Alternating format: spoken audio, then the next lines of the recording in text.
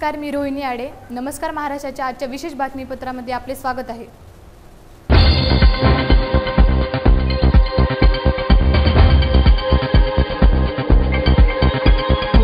निवडणुकीचा प्रचार हा अंतिम टप्प्यात.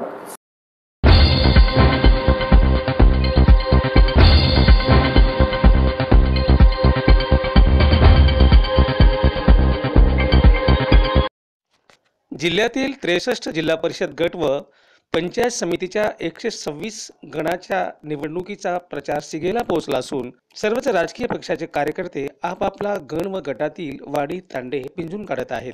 आम्ही आता पोहोचलोय कासारखेडा गणामध्ये आणि या गणामध्ये उमेदवार आहे आनंदराव पावडे माझ्यासोबत आहेत. त्यांच्याशी बोलूया की मतदाराचा कल कुणाकडे आहे आणि कुठल्या समस्या मतदारसंघामध्ये आहेत.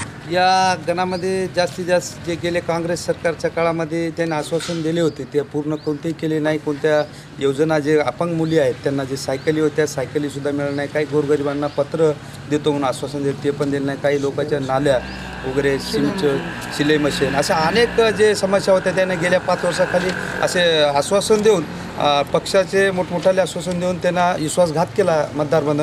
आणि काँग्रेस, राष्ट्रवादी काँग्रेस, भारतीय जनता पार्टी, शिवसेना या प्रमुख राजकीय पक्षांचे स्टार प्रचारक कॉर्नर बैठका, छोटेखानी सभा घेण्याचा सपाटा लावला आहे. नमस्कार महाराष्ट्राचा जागर मतदार राजाच्या या कार्यक्रमात सर्व प्रेक्षकांचं पुन्हा एकदा स्वागत. मित्रांनो, आपण आहोत बळीरामपूर या गटामध्ये. बळीरामपूर जिल्हा परिषद गटामधून बालाजी पांचाळ हे शिवसेनेचे अधिकृत उमेदवार आहेत. यांच्याबद्दल जनता काय म्हणते आणि स्वतः उमेदवार काय म्हणतात, त्यांच्यासमोर काय अजेंडा आहे हे आपण या सर्वांकडून जाणून घेतोय. नमस्कार महाराष्ट्राच्या माध्यमातून. सर, मी असं सांगू इच्छितो की बळीरामपूर इथला विकास बराच काही विकासापासून कोसदूर आहे. त्यामुळे आता आम्हाला शिवसेनेने असा खंबीर नेतृत्ववाला आणि धनधागण्याशी युद्ध करण्यावाला एक छोटासा आणि हेमंतभाऊच्या कृपेने आम्हाला एक छोटासा शिवसैनिक आम्हाला खांद्याशी खांदा स्थानिकचा अजून सर्व काँग्रेसने बाहेरले उमेदवार दिलेला आहे, भाजपनं बाहेरला उमेदवार दिलेला आहे आणि स्थानिकचा उमेदवार आहे काकंडीचे. आणि सरपंच या पदावर असताना त्यांनी बरेच कामं केलेली आहेत. त्या माध्यमातून त्यांनी आमचा विकास बळीरामपूरचा साधू शकतात असा आम्हाला आत्मविश्वास आहे. की विकास व्हायला पाहिजे तर विकास भरपूर व्हायला पाहिजे. अपेक्षित तेवढा इथं विकास झालेला नाही. जी खरी लढत माझी नसून ती खरी लढत धनशक्ती विरुद्ध जनशक्तीची होणार आहे.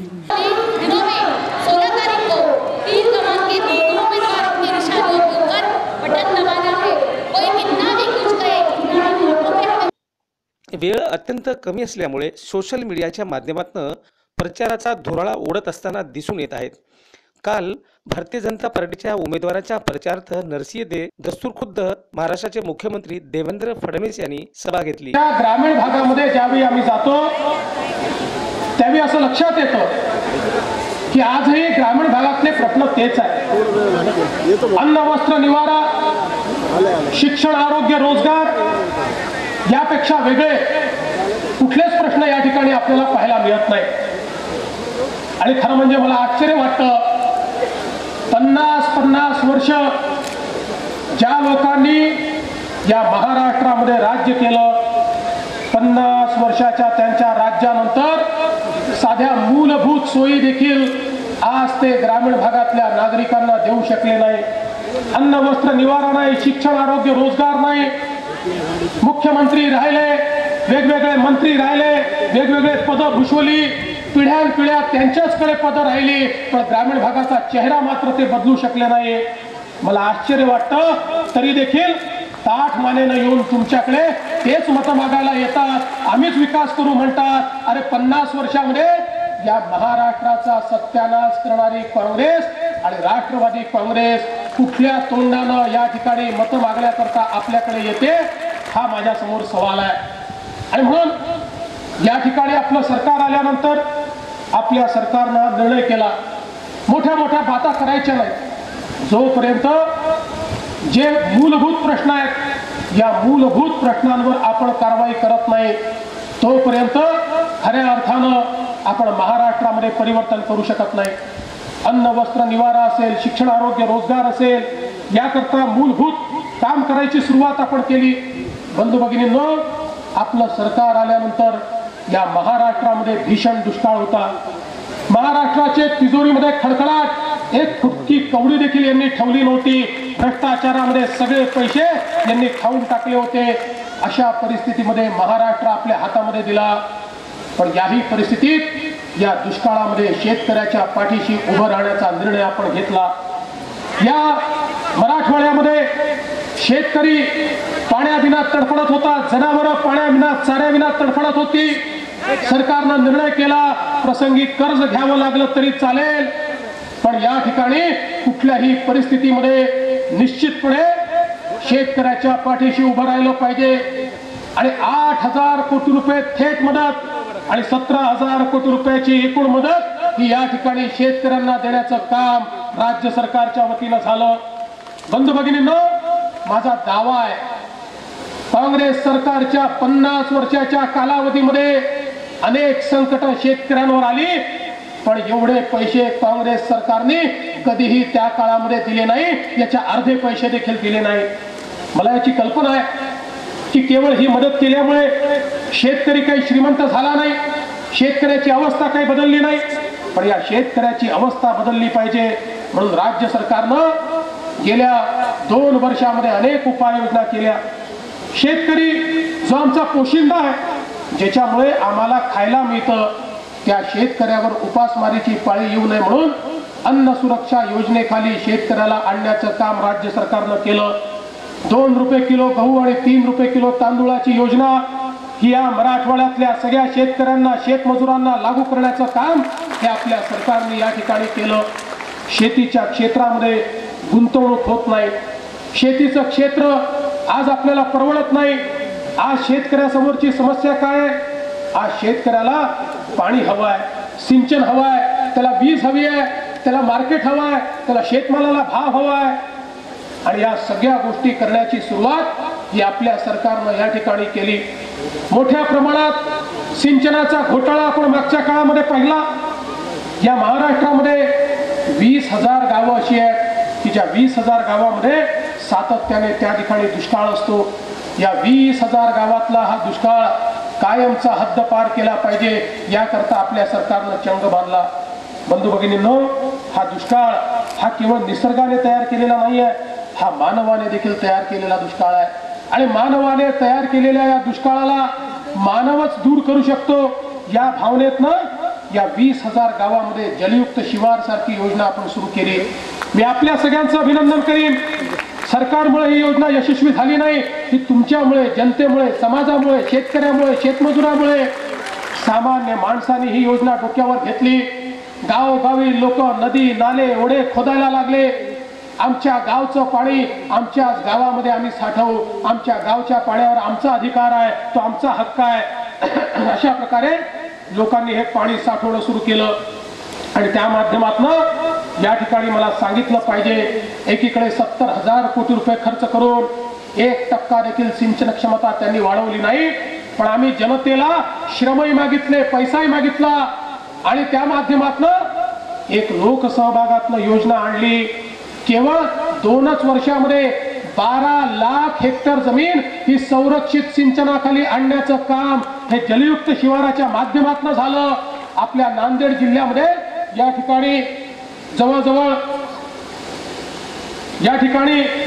जवळजवळ आपण 24,000 हेक्टर जमीन ही सिंचनाखाली आणली. आणि त्या माध्यमातून निश्चितपणे या जिल्ह्यामध्ये एक मोठं परिवर्तन आपण सुरू केलं. तर त्याला तोडीस तोड उत्तर म्हणून माजी मुख्यमंत्री अशोकराव चव्हाण कासराळी, मांजरम इत्यादी ठिकाणी सभा घेतल्या. या निवडणुकीचे वैशिष्ट्य म्हणजे सर्वच राजकीय पक्षांनी उच्च शिक्षित, तरुण, चारित्र्य संपन्न उमेदवार देण्याचा प्रयत्न केलेला आहे. आमच्या विरोधातला उमेदवार तो आत्ताच आमच्या बालाजी गाडे यांनी त्या ठिकाणी सांगितल्याप्रमाणे पुण्याहून आयात केलेला उमेदवार आहे. आणि योगायोग आम्ही परवा दिवशी मांजरमध्ये होतो आणि त्या उमेदवाराच्या पुढे त्याची गाडी जात होती. त्या गाडीवर स्पीकर बसवले होते आणि त्या स्पीकरमध्ये सगळेजण म्हणत होते, आला रे आला पुण्याचा वाघ आला. आता आम्ही म्हणतो, आला रे आला नांदेडचा वाघ आला. रामतीर्थ, आरळी, नरशी, मांजरम या जिल्हा परिषद गटात सर्वच राजकीय पक्षाची प्रतिष्ठा पणाला लागली असून अनेक दिग्गज आपापले भविष्य आजमावित आहेत. आप हर जिले में जाते हो, वादा करते हो और शिवसेना के लोग वहां गाजर बांटते हैं। आप मुंबई में साथ में राज कर रहे हैं। बीजेपी वाले शिवसेना वालों को चोर कहते हैं और शिवसेना वाले कहते हैं ये बीजेपी के लोग सरकार को खाने का काम कर रहे हैं। आपको देखना होगा। काही बरोबर शिवराज पाटील ही जी जोडी आहे ती या भागाचा विकास 100% करू शकतात याच्यामध्ये माझ्या मनात आम्ही शिवराज पाटील म्हणजे आमचा एक स्पेअर बॅट्समन पकडतो, म्हणजे क्रिकेट मॅच मध्ये एखादा हातचा गडी ठेवला आम्हाला खात्री आहे की शिवराज पाटलाला बॅटिंग करायला कुठल्याही पिचवर उभं केलं तर शिवराज पाटील सिक्सर मारल्याशिवाय राहणार नाही ही गॅरंटी मला तरुणांना सिक्सर समजतो। IPL मॅच पाहून सवय झाली, त्यामुळे चौकार षटकार मारणारे शिवराज आहे। आणि म्हणून सांगतो हरकत काँग्रेस पक्षामध्ये असं एक नेतृत्व आहे, इकडे आहे तिकडे असा विषय नाही। काँग्रेस पक्षामध्ये संघर्ष करणारा, आणि मी त्याला सांगतो नेहमी जिल्ह्यात कुठे अवघड मतदारसंघ असेल तर तुम्हाला तिकडे पाठवू, तयार आहे माणसं। त्यामुळे शिवराज पाटलांना या मतदारसंघात मी सांगितलं, वसंतराव म्हणले की नाही या मतदारसंघामध्ये मुकाबला करायचा असेल तर शिवराज पाटीलच पाहिजे।